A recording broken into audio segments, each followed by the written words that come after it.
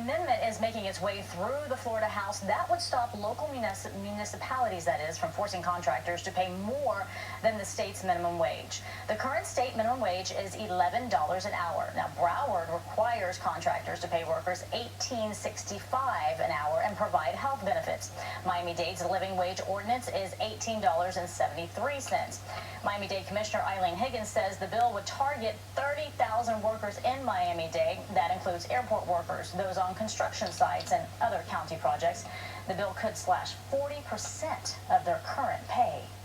That means every county contract goes from being a good job with good wages to one that's literally keeping people in poverty.